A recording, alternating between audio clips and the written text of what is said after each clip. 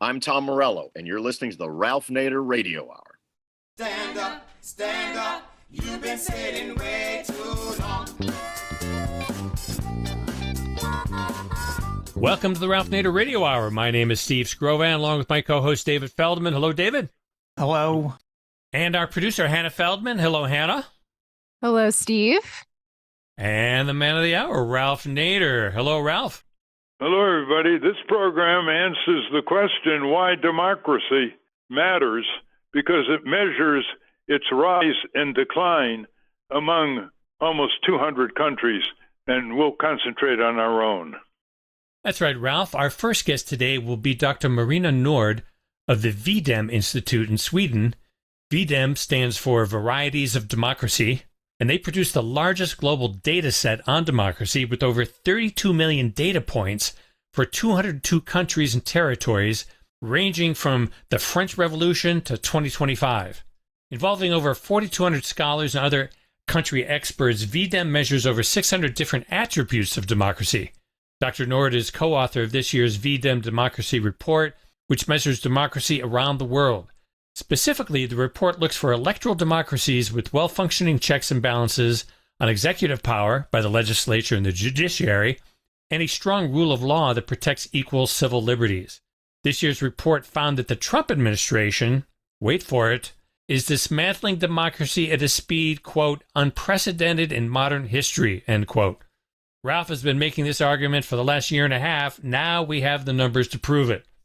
Next up, we welcome back Ralph Estes. Mr. Estes is the author of several books, including Tyranny of the Bottom Line, Why Corporations Make Good People Do Bad Things, and Fight the Corpocracy, Take Back Democracy, a mad-as-hell guide for the 99%. We're going to talk to Mr. Estes about corporations and their shady accounting practices. As always, somewhere in the middle, we'll check in with our intrepid corporate crime reporter, Russell Mokhiber. But first, let's find out how democracy is faring in the Trump era. Hannah?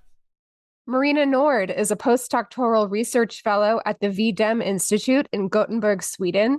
She is co-author of V-Dem's Democracy Report 2026, Unraveling the Democratic Era. Welcome to the Ralph Nader Radio Hour, Dr. Marina Nord. Thank you. It's a pleasure to be with you. Welcome indeed, Marina. We're quite impressed by your academic credentials. You've taken a lot of exams in your career, and listeners should know that Marina has not only a degree in Sweden, but she also has degrees from universities in Germany and Russia, which obviously means she is multilingual and very capable in analyzing comparative political and economic systems. Now, your institute, which is at the University of Gothenburg, puts out an annual report comparing levels of democracy among almost 200 countries. To do that, you have to develop yardsticks that have a reliability to them. And the yardsticks that you developed resulted in your concluding that Trump and his administration has dismantled democratic institutions in the United States at a faster rate than any other country has done in the 21st century, comparing it, for example, to Orban's Hungary and other countries. And you now are ranking the United States as the 51st, with Denmark being first, Sweden second, for what you call the Liberal Democracy Index. And the yardsticks you use are not surprising, and we're going to talk about them. But for the yardsticks that were applied in the United States, one was the dismantling of checks and balances between the three branches of government concentrating power in the White House. Another one is contempt for the judiciary, belittling the rule of law. Third one is the purge, in effect, inside the executive branch, demanding only loyalty and undermining the civil service. Then you have undoing civil rights and equality before the law, which was given even greater intensity in a recent Supreme Court decision. And then you have civil and human rights rollbacks, weakened equality before the law. Now, could you tell our listeners a little bit about the Institute how it got started in this rather perilous arena of comparisons, because, the countries that don't do well can take umbrage and criticize what you're doing. So let's start at the beginning. How was this institute started, and how many years you've been operating with these annual reports comparing almost 200 countries? Well, we are a large international research project. It started as a research project, and the data was created for research purposes mainly. It's a collaboration of many, many researchers across the world. So it's not only people who sit in Sweden. We have 5 principal investigators, 2 of them based in Sweden, 2 in the United States, and 1 in Norway. We have 23 project managers who are responsible for developing how to measure different aspects of democracy. We have more than 100 country coordinators, and we have more than 4,000 experts who assess different aspects of democracy. So we people who sit in Sweden, we only aggregate the data that we get from experts. And that's done also with measurement model that takes into account uncertainty, biases among experts, disagreements among experts. So it's the most developed and the most sophisticated attempt to measure democracy in the world that we have so far. So that started late 2010, and then it's 2012, if I remember correctly. That's the moment when Institute was formed. And we have headquarters in Sweden. So that's the place where we aggregate the data. So the data that we have for democracy runs up to 1789, the year of the French Revolution. And we have more than 31 million data points in the data set. So we measure almost every single aspect of democracy that you can think of. So one thing that needs to be said is that it's not us people who sit in Sweden who decide how democratic each country is. It's experts on countries, and none of them measures the aggregate democracy. So they're experts on specific aspects of democracy, say experts only on legislative constraints, or only on civil society, or only on freedom of expression. And then it's all aggregated using the measurement model into an composite democracy index. As you go into the yardsticks that you use to measure the level of democracy in the United States, could you define democracy? What is the definition of democracy that you use at the Institute? So our abbreviation is V-Dem, which means Varieties of Democracy. And that's because among the research community, there is no single definition of what democracy is. So a short definition is that democracy is ruled by the people. And then everyone agrees that at the core of democracy are elections. So electoral democracy is the core of any type of democracy. And it exists when elections are free, fair, and recurring. Elected officials wield political power de facto, and then political parties and candidates can compete freely in elections, and there is a reasonably level playing field around elections. But then that's electoral democracy, that's at the core of any democracy. But then on top of that, you can have many different aspects of democracy. That's about how democracy functions between elections. And in Democracy Report, we stay with the definition of liberal democracy. And that means that it's not only about elections, it's also about checks and balances on the executive between elections by the legislative branch and by the judiciary, and strong rule of law, protection of civil rights and human rights, and equality before the law. So that's the definition of liberal democracy with which we go in the Democracy Report. We have several other definitions of democracy for research purposes, like deliberative democracy, egalitarian democracy, and other things. I will not talk about them today because we stay with this, what we wrote in the Democracy Report, not to confuse the listener. So when we talk about liberal democracy, we usually talk about 2 aspects that we measure. That is, and one is electoral and quality of elections and everything that goes into the elections. And the other thing is what we call liberal component, is everything that goes into the separation of power, protection of human rights, civil rights, and so on. Well, let's go to a dimension of what you're talking about. Voter turnout, 1, voter repression and obstruction, 2, and in our country, most prominently in the news these days, is redistricting decisions by the Supreme Court of the United States that have been accused by their critics as shifting the power where the politicians pick the voters by gerrymandering districts rather than the voters select the politicians.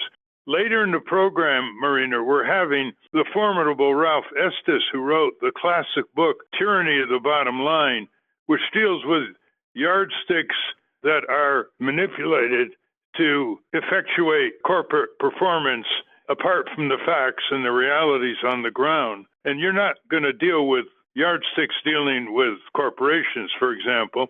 But let's talk about the voters. How do you deal with the complex situation in the United States, low voter turnout, voter suppression and obstruction, and the redistricting?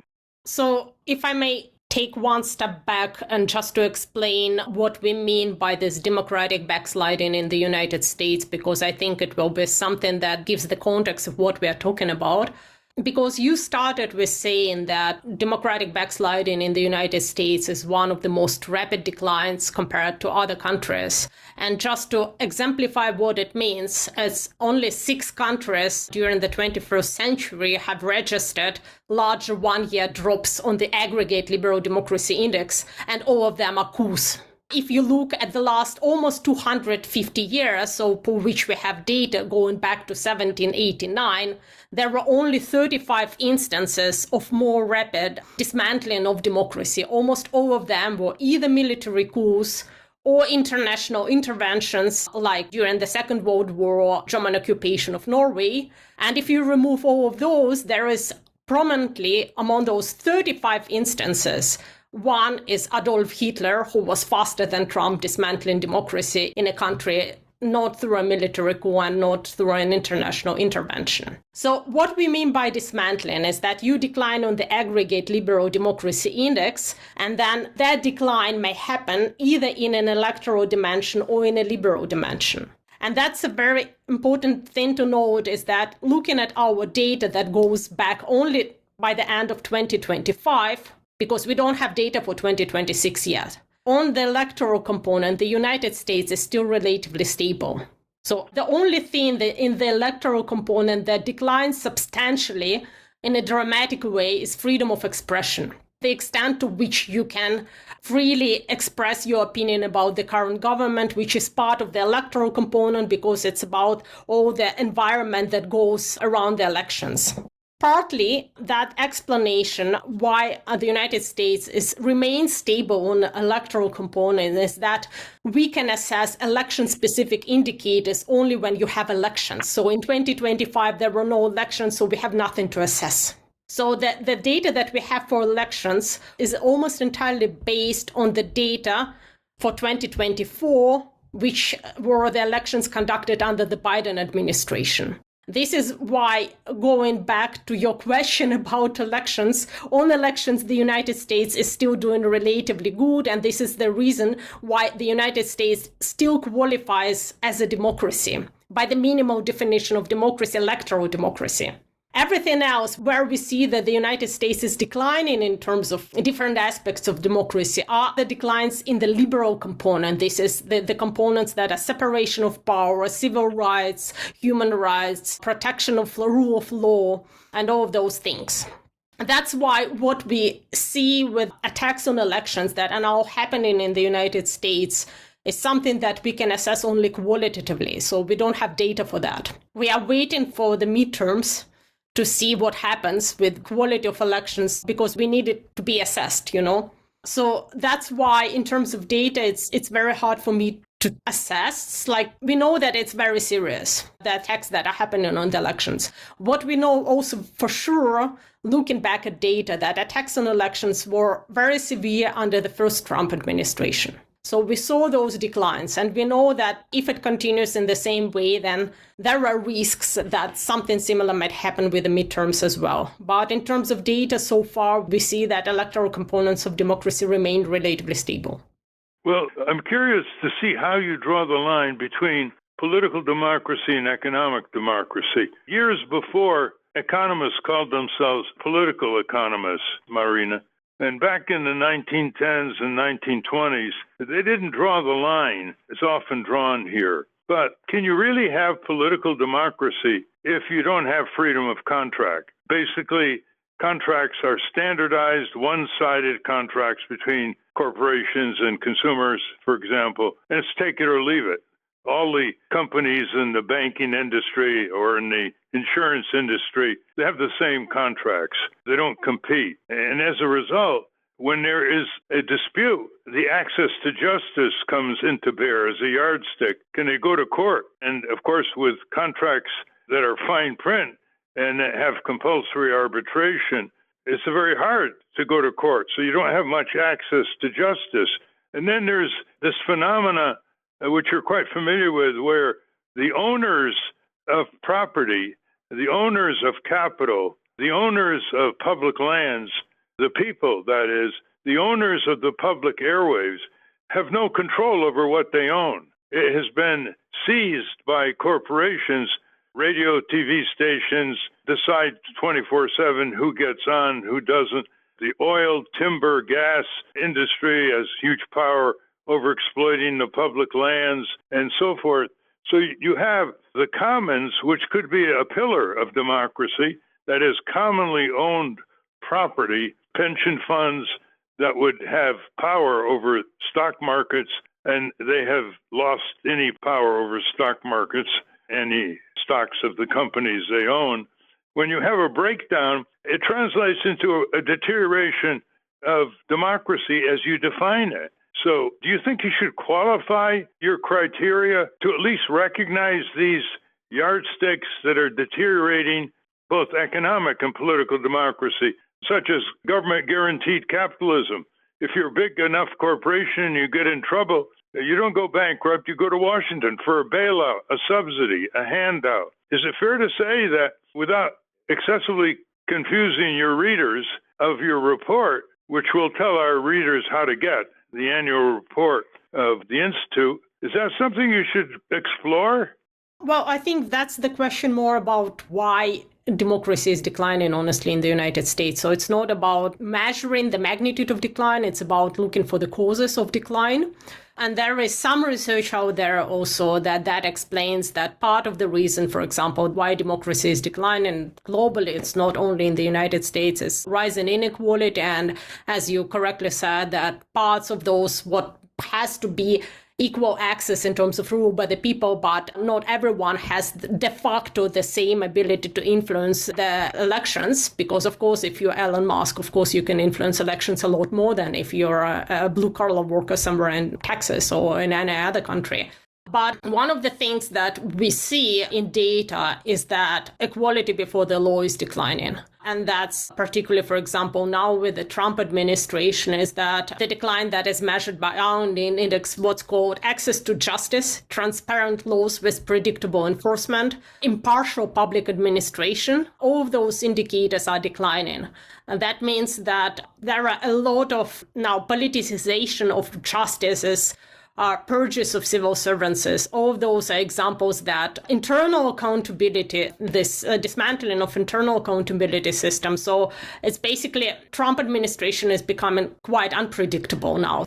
What do you do, Marina, when the head of our government admits that he's an autocrat, that he can do whatever he wants? He said it. In July 2019, he said, with Article 2 of the Constitution, quote, "I can do whatever I want as president," end quote. When the New York Times asked him, are there any constraints on what he does? He said only his moral sense. In other words, not the Constitution, not federal law, not federal regulations, not international treaties. How do you affect your index here when the head of state, in effect, admits that he is only a law unto himself? He violates laws every day. He violates our Constitution every day. He boasts, he brags, he doesn't hide anything. He issues illegal executive orders by the dozens, which violate federal statutes and the Constitution. How do you crank in what may be called the idiosyncratic self-admission as well as execution of a dictatorial mindset that is reflected in the tyrant Donald J. Trump? Well, we do not measure his words, right? So we measure how institutions function de facto. And what's for us is a lot more important is not only what he says, but how other institutions, checks and balances, function to constrain him. And one of the things that we see is, for example, is that Congress is not constraining him in any way. And this is very, very serious, because if you have a president who violates the law, who violates the Constitution, you should have the judiciary who stood up, the Supreme Court who should stand up to protect the Constitution. You should have the Congress who is not allowed to take over the powers from the Congress. And this is something that is very, very concerning, a lot more concerning than what Trump is saying. What I find a lot more concerning is that there are no checks and balances to constrain him, especially if you look, for example, at how Congress was acting. Is one of the things that you will see in our report is that Congress has effectively abdicated its powers to the president. It's not there because, yes, Trump is issuing the executive orders, but look at what Congress is doing. If you look at 2025, there were only 49 laws that were passed during 2025, and all of them are some minor issues like renaming something like a national park somewhere, giving a gold medal for some achievements to someone. And then at the same time, President Trump signed in 2025 225 executive orders, and almost all of them on major issues like reevaluating U.S. foreign aid or dismantling U.S. aid or some other institutes created by the Congress. And at the same time, what we see is that the Supreme Court is not intervening to restrict. And in some ways, it's even empowering, kind of contributes to broaden the executive authority to control, for example, federal spending. Democracy is not only about what the president does, it's also about how other institutions are constraining the president when he clearly violates the law. Well said. Now, I want to bring you down on the ground in the United States where citizen groups are trying to use the tools of democracy to advance justice for workers, consumers, children, the environment, and so forth. Now, when we work on the ground in Washington, D.C., for example, we have to work through Congress to get legislation passed or to block legislation. And the first thing we come up against is campaign contributions by corporations with clear quid pro quo exchange. For example, the banks put a lot of money into the Senate and House banking committees. They don't bother with the public lands interior committees so much. So we have to overcome that anti-democratic obstruction. Another obstruction is the media. The corporate media lives on advertising by corporations. They are licensed by the Federal Communication Commission. They pay nothing for their license. And as I said, they determine who says what and who doesn't 24 hours a day. They are the tenants, but we, the people, own the airwaves, and we're the landlords, but we have no power. So when we're trying to advance consumer or labor or environmental or other political reform legislation, we don't get that much coverage because the corporations are very powerful on the media with their advertising dollars, which are not regulated. A third obstruction is the duality of the Republican and Democrats. They're on the same side pushing for a massive, bloated military budget. It's extraordinary. The Democrats used to be modest critics of excessive military spending. Since 2011, they have been joining the Republicans in giving the generals more money than they asked for. They actually add to the Pentagon budget that's proposed by the executive branch. Well, that's another obstruction of a democratic society. Then we also are confronted by corporate welfare. So we're trying, say, to defend a competitive economy, which means defending small business entries and involvements.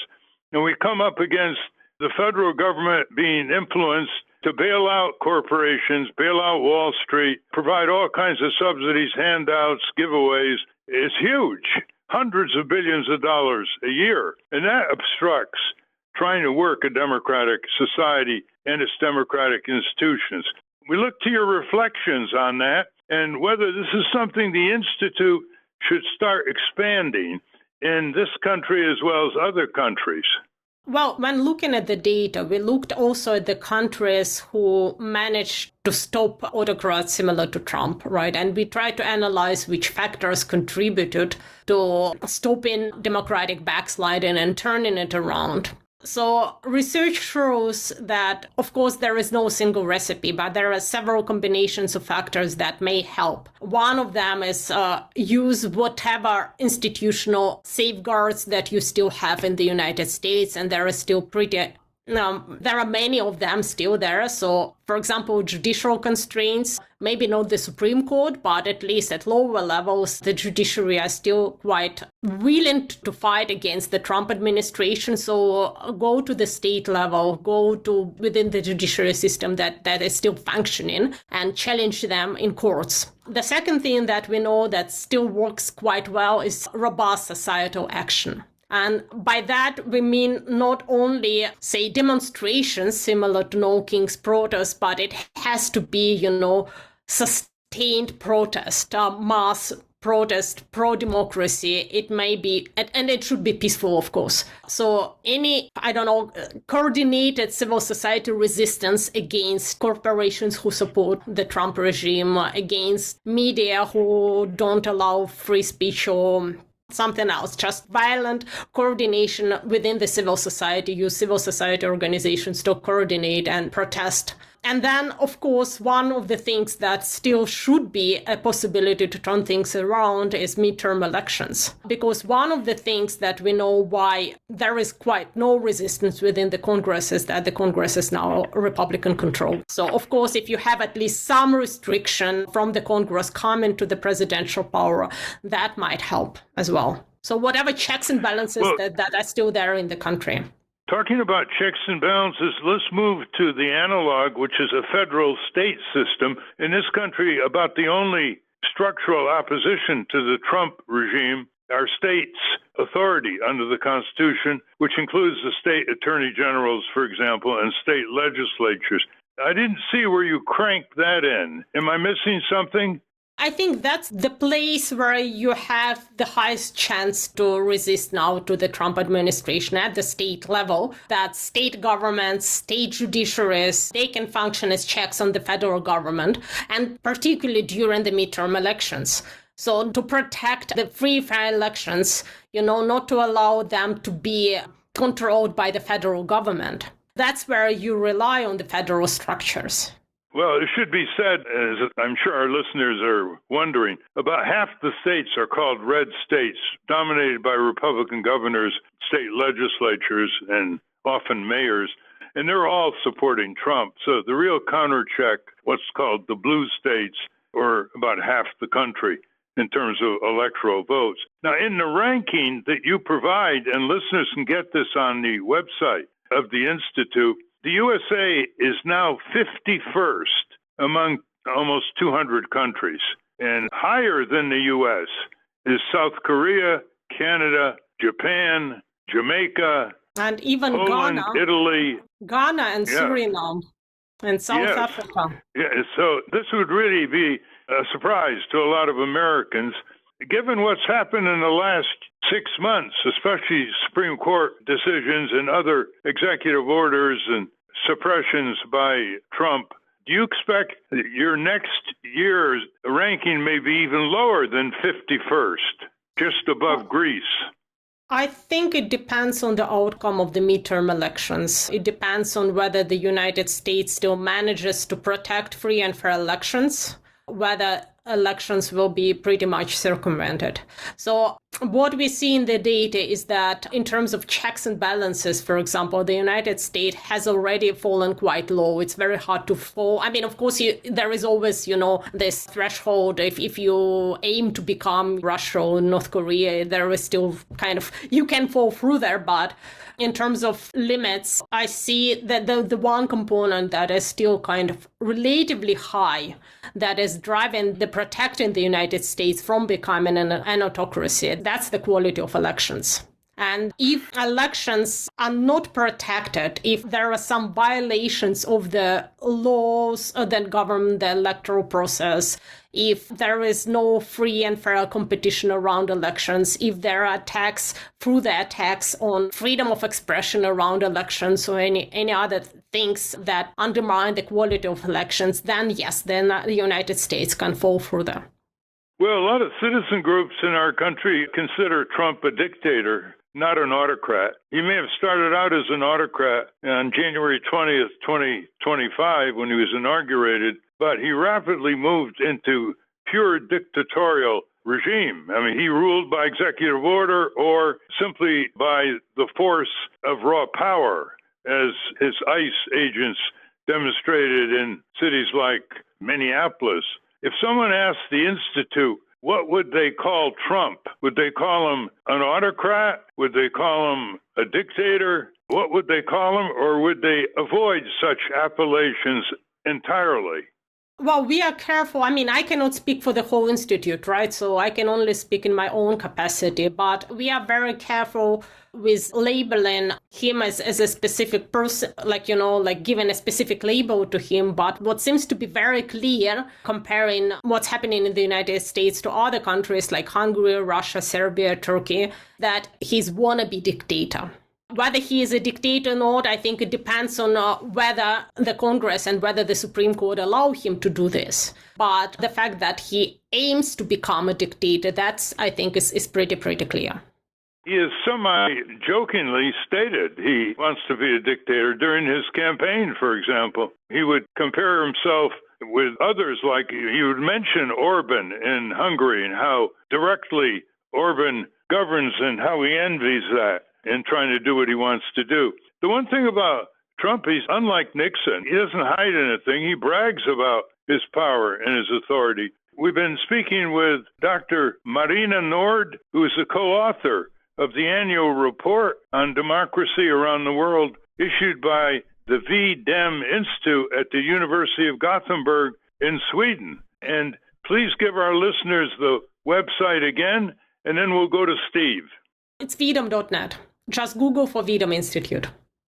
Steve? Marina, a lot of demagogues come to power, autocrats come to power because people think that they can fix the problems and make their lives better.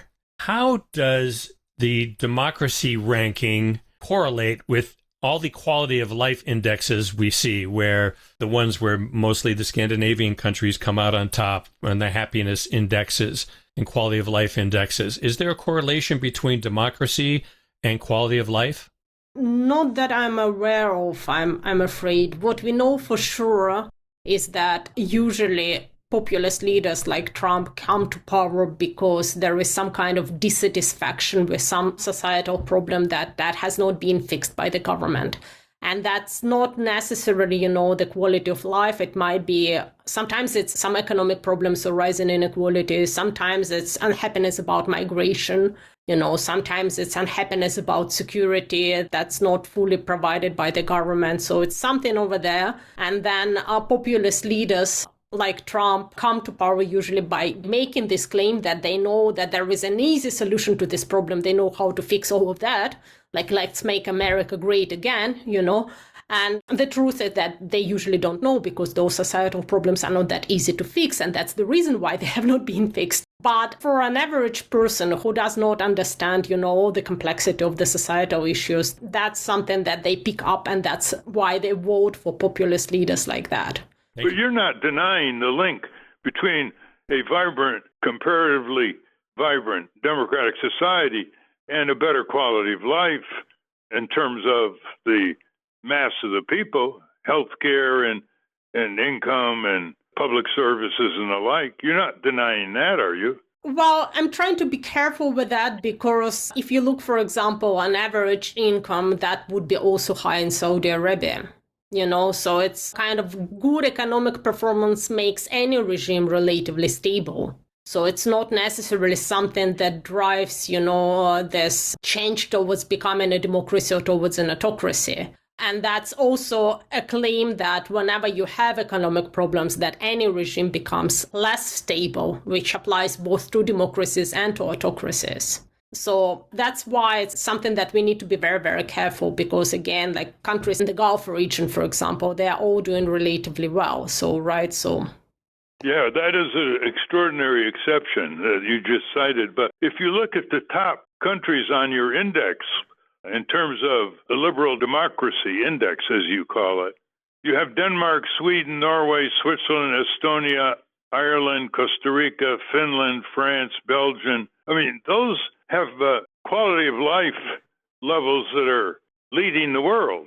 So there's got to be some correlation here, even though there are aberrations, such as the Gulf states and other places in the world. At any rate, it's interesting to explore. We try to justify democracy not just on moral grounds and justice grounds, but economic well-being grounds by saying, democracy works for average people and their standards of living. One of the things that we did at the V-Dem Institute is something that is called Case for Democracy Report. That's when we looked at everything that is over there in the research community published on the link between democracy/autocracy and sustainable development goals and how different countries perform in terms of those. And what we know from the literature, from a review of the literature on those topics, is that democracy outperforms autocracy on almost all of those aspects. Not on all of them, but on the majority of them. And that's one of those, for example, is economic growth. It's if you become more democratic, it also means that you grow economically faster and that you are better protected from economic crisis. Right. It doesn't mean that you cannot grow economically as an autocracy, because China is one example. But for an autocracy, it's rather the deviation is higher. So it's kind of, you can grow like China, but you can be in an absolute economic collapse like Zimbabwe for many, many decades. So it's less predictable. For democracies, it's more predictable. One of the things that we know for sure is that democracy does not solve the problem of inequality. Autocracy doesn't solve it either, so it's not that autocracies are performing better in this way. Is that only that the solution to the problem of inequality is somewhere else. It's not whether you are democratic or autocratic, it's somewhere in the way how your economic system functions. And one of the things that we know also from the literature on democratic backsliding, that inequality makes any regime less stable. If you don't solve the problem of inequality, then that's risky both for democracies and autocracies.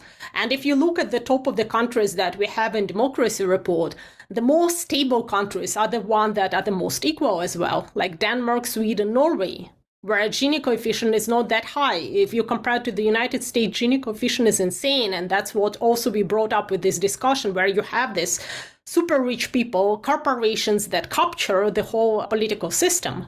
Countries that are more equal, where more people have more or less equal rights, economic rights, they're typically more stable. Well, you can endlessly probe your rankings. For example, this is an eyebrow raiser here. You have China ranked 171st, and you have Cuba ranked 161, but you have Yemen ranked 169. It's very difficult to do the kinds of analysis that you do because it just puzzles people in terms of rankings from what they know about countries at a more superficial level than you do. Let's go to David. How does Saudi Arabia compare to Iran? We're fighting a war against Iran. How does our ally, Saudi Arabia, compare when it comes to democracy? Well, Saudi Arabia is quite low at the ranking, so it's one of the most autocratic countries in the world. And one of the things that we also see indeed is that they are relatively stable. So there is not much that we can say, about how powerful they are, because it's something that you need to assess in terms of economic power, military power. But in terms of political regime, it's a very, very stable country. Iran is ranking a little bit higher than Saudi Arabia. Again, by the end of 2025, we don't have data for 2026, so we don't know what happens now after all the events of 2026. But by the end of 2025, it was slightly higher. But again, it's still an autocratic regime. It's this marginal improvement compared to Saudi Arabia. I think it's not something to take seriously into account. But just to give an example, Iran is ranking quite close to, say, Vietnam or Burkina Faso in terms of quality. Thank you very much, Dr. Marina Nord and your colleagues. Thank you for having me. We've been speaking with Dr. Marina Nord. We will link to the V-Dem Institute's report at ralphnaderradiohour.com. When we come back, we're going to talk about corporations and their accounting practices. Guess what? They may not all be on the up and up. But first, let's check in with our corporate crime reporter, Russell Mokhiber. From the National Press Building in Washington, D.C., this is your Corporate Crime Reporter Morning Minute for Friday, May 15, 2026. I'm Russell Mokhiber. A unanimous jury in Colorado last month assessed a $17.4 million verdict on behalf of Tyler Jordan against Cambria and Hyundai.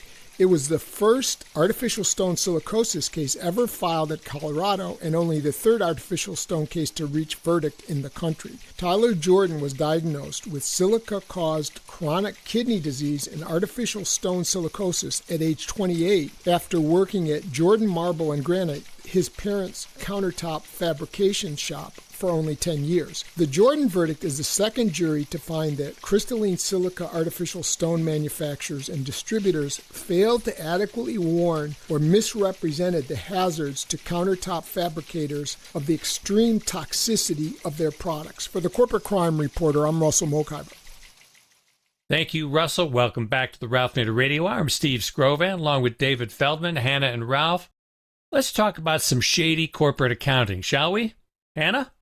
Dr. Ralph Estes is Emeritus Professor of Business and Accounting at American University in Washington, D.C., co-founder and vice president of the Center for Advancement of Public Policy, and emeritus trustee at the Washington, D.C. Institute for Policy Studies.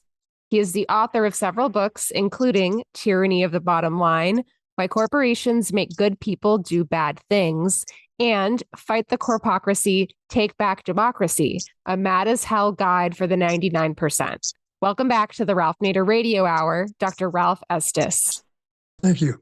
Yeah, welcome back indeed, Ralph. I can't tell listeners how important his book was when it came out and how relevant it is now. Tyranny of the Bottom Line, Why Corporations Make Good People Do Bad Things. And the reason why it's so important, because it attacks the issue from yardsticks.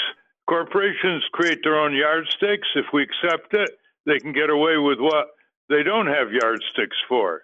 And if we have people yardsticks for corporations that have the force of law and other democratic pressures and enlightenments, they're going to have to measure up in ways that their own self-controlled power has escaped. So the book is more broadly seen as the cost benefits of major corporate activity and what they cost us in terms of illness, for example, from pollution, what they cost us in inefficient use of public resources, which they control, and so forth. And where the corporations just ballyhoo the benefits, they don't include the costs as a proper balance sheet would have us do. And so, Ralph, let me ask you this. If corporations adopted the kind of yardsticks you wanted, both accounting yardsticks, which they have abused, even standard accounting yardsticks they have abused to cover up or inflate their profits and losses, how would the public be able to evaluate them using your yardsticks in your analysis? Well, using my yardsticks, they'd be able to evaluate them much better. But let me go back to what we have now.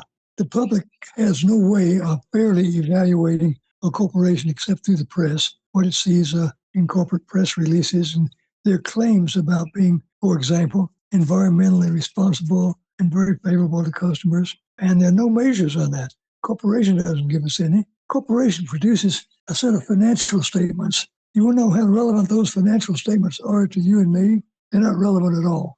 They're not even very relevant to investors. Investors pick out a few items here and there, but they go further than the financial statements to evaluate a corporation for investing. In terms of social performance, there's nothing in the corporate reports, the formal reports, that is reliable. Again, you're stuck with what the corporation claims or the politicians who are lobbying for contributions, what they will admit corporations do.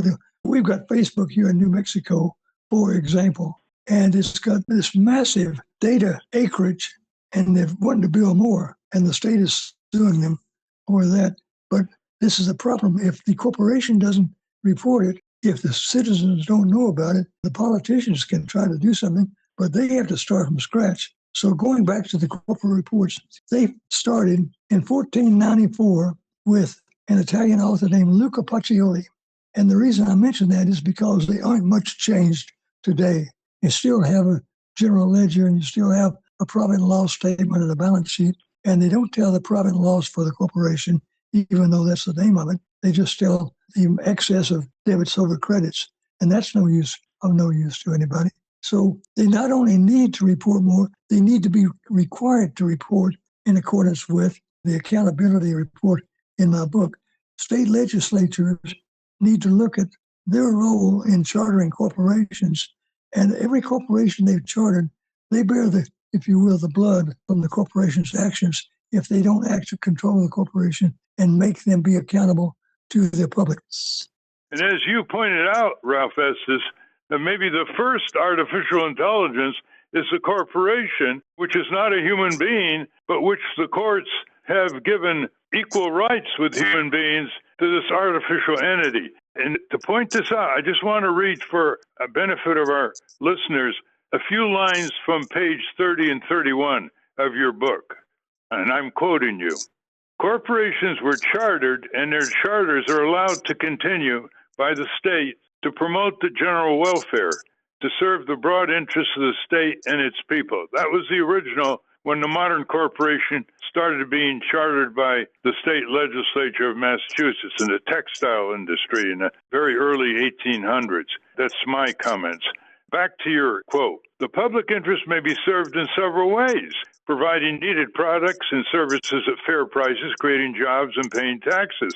The public interest can also be harmed in a variety of ways, such as through discrimination, adulterated products, pollution, congestion, bribery, and other legal activities. This, then, is how corporations should be evaluated, how their performance should be measured and reported. We should ask how well and in what ways the corporation has served and how it was harmed the public interest, because there's no other reason for us to charter corporations and to grant them special business privileges. To begin to restore corporations to their public purpose, we need a new corporate scorecard that will measure the corporation's performance against this standard. As long as the scorecard is incomplete and counts the wrong things, corporate managers will direct their behavior and decisions so they look well on that irrelevant scorecard, end quote. How would you describe the present accounting yardsticks that corporations use and that regulators rely on? How would you describe that? Do they give an accurate quantitative measurement of what these corporations are doing? Ralph, Nader, it's hard to describe them. I'm tempted to say like a big nothing. They don't serve their managers. They don't serve the public. They don't serve the lawyers. It's a system inherited, as I noted, from 600 years ago, and it doesn't serve anyone. Now, if you want to achieve corporate accountability, there are two ways to go, in my judgment. One is for the states to act. They charter corporations. They can uncharter them. Nobody does. Then they can hold them accountable for the harm to the public. That's one way. The other way is to focus on corporations directly, as you and your companions have done so well in the D.C. area and the surrounding states. And that is through boycotts, through demonstrations in the front of the factories, in the front of the corporate offices. And there's two ways: getting the states to act and moving directly on the corporations at the local level throughout the country are the only two ways I can see to move the football in the yardage. Actually, in the late 1800s, as you know, Ralph Estes, there are states that actually pulled the charter of the oil companies. Ohio pulled the charter for Standard Oil of Ohio. But in recent decades, it's almost unheard of for any state to decharter a corporation. They'll take away the license of a crooked auto repair garage at that level, but they won't touch the larger corporations. Now, Senator Elizabeth Warren has adopted our suggestion that there should be federal chartering of these large corporations, take it away from Delaware and Nevada that's cornered the business for the race to the bottom, and have federal charters where they can upgrade to the 21st century this compact between our government representing people and the corporations. These are now global corporations. They can switch their profits around in tax havens, escape taxation, reduce their profits, inflate their costs to adjust to the particular taxing jurisdiction. They're completely out of control here. So coming back to 2026, Ralph Estes, what is your appraisal of, A, the expansion of corporate power since your book came out, and second, the seemingly reduced resistance, organized resistance in government, federal, state, and even among citizen groups? They're not growing and expanding in resistance the way they should. So labor unions are weaker than ever. The religious organizations that used to deal with restraints on gambling, for example, have abandoned that role. Give us your update. I don't know if I can describe it any more sadly than that, but I kind of come back to one thing. You talk about federal chartering. That would give us a focus, one organization that we could focus our attention on and our lobbying on. Right now we have 50 plus, and that's hard to get your hands around. On the other hand, in states like New Mexico, it might be better to have the power localized because we can get to our local politicians better than we might get to the senators and the representatives in Washington. I don't think that's true in Texas, for example, but it would be true in a number of other states. So do we want a single concentrated federal power, or do we want to take citizen action to increase the power of citizens at the local level? I couldn't agree more with that. That's what's called the double header. Accountability from the bottom and accountability from the top, reinforcing each other. Let's go to Hannah. Yes. Ralph Estes, my research indicates you also have written a great deal about the Old West. Is that correct? Some books.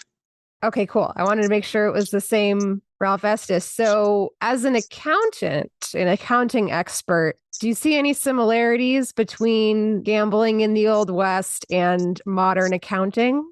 I'm not going to answer that question. I want to answer a different question. I see similarities all over the place every day to the Old West, although we're worse today than then. Everywhere I go, everybody is armed. In the Old West, when you rode into Wichita, they said you take your gun to the sheriff and leave it there until you leave town. The same thing happened in Dodge City and in other Western towns. Today, you can walk into church, you can walk into the governor's office, you can walk into the state legislature, you can walk into a school in many places, not all, with a gun hidden on your person. So coming back to poker is not the power that it was in the Old West. That's why you're no longer getting towns named Sholo in Arizona, clearly came from a poker game. So I don't play poker anymore. Just from my own interest, I was using it as a hobby, and it got to the point where I could continue to win. I did win overall. I could continue, but I was going to have to work harder at it, and harder, and harder, because these kids were staying up all night playing 50, 60 tournaments at a time, and they were getting so much experience. It's almost like artificial intelligence. So I just hung it up about 2018. So I don't play poker anymore. Well, I was just curious when you talk about your old colleagues, Arthur Anderson, that, you know, used to be reputable. And I imagine you might have some hot takes on the maybe chaotic decline of the accounting profession. You have a very good phrasing, the chaotic decline of the accounting profession. Since I was a member of it back in the 60s, it has been pretty much continually downhill. Eventually, the government decided we've got to stop these abuses. They are selling their clients on illegal arrangements to make a case for avoiding taxes. And then if they get caught, they pay some of the taxes, but they try another one. And finally, they decided, they looked at the big eight, and we're going to make an example of somebody. And I think they looked at Price Waterhouse, and they looked at Arthur Anderson, and they chose Arthur Anderson. And so they took him to court, won the case. Anderson promptly went out of business. 3 years later, the case was overturned. The verdict was overturned, but by then, Arthur Anderson was long gone. I think that Anderson deserved everything they got, but so did all the other big eight, the other seven, and the other national accounting firms. They were all doing it, and if you look at them now, they're still doing it. They're still working on the construction of subsidiaries in islands where you report all the costs in the United States and all the revenue in that island because it has very low taxes, and you avoid paying any taxes in the United States. They're still doing it. Congress should do something. You think we're going to get a Congress anytime soon? I think we'll get a better Congress after November, but how better remains to be seen by the people back home as to whether they're going to pick up the cudgels here and reclaim some of the sovereign power that they've surrendered under our Constitution to 535 men and women, many of whom are indentured to corporate campaign donors and other corporate lobbyists. Ralph Estes, it's easy to call you a national treasure, but I want to call you a national measure because you are putting forth yardsticks by which our society can be measured that have never been put forward before. Or you evoke yardsticks that exist, but they're being violated right and left, like standard accounting procedures by corporate accountants who have lost any sense of professional responsibility and independence as an accounting profession. So is there anything you'd like to say or elaborate before we close? Yes, I'm glad my video is not working and you can't see my face because it's turned real red. There you are. You haven't lost your sense of humor, that's for sure. We've been speaking with Ralph Estes, CPA and scholar about corporate power extraordinaire. Thank you very much, Ralph Estes. Thank you. We've been speaking with Dr. Ralph Estes. We will link to his work at ralphnaderradiohour.com. I want to thank our guests again, Dr. Marina Nord and Dr. Ralph Estes. For those of you listening on the radio, that's our show. For you podcast listeners, stay tuned for some bonus material we call the Wrap-Up, featuring Francesco DeSantis with In Case You Haven't Heard. A transcript of this program will appear on the Ralph Nader Radio Hour Substack site soon after the episode is posted. Subscribe to us on our Ralph Nader Radio Hour YouTube channel. And for Ralph's weekly column, it's free at nader.org. For more from Russell Mokhiber, it's at corporatecrimereporter.com. The American Museum of Tort Law has gone virtual. You can visit tortmuseum.org to explore the exhibits, take a virtual tour, and learn about iconic tort cases from history. To order your copy of the Capitol Hill Citizen, Democracy Dies in Broad Daylight, it's at capitolhillcitizen.com. And remember to continue the conversation after each show. You can go to the comments section at ralphnaderradiohour.com and post a comment or question on this week's episode. The producers of the Ralph Nader Radio Hour are Jimmy Lee Wirt, Hannah Feldman, and Matthew Marin. Our executive producer is Alan Minsky. Our theme music, Stand Up, Rise Up, was written and performed by Kemp Harris. Our proofreader is Elizabeth Solomon. Join us next week on the Ralph Nader Radio Hour. Thank you, Ralph. Thank you, everybody. Stand up, step up, step up. You ought to step up. Rise up, rise up. I know you ought to rise up and stand up, stand up. You've been saying, I think you should step up. I think that you should step up. Rise up, don't let the system hold you down. Stand up, stand up. You've been saying, stand up,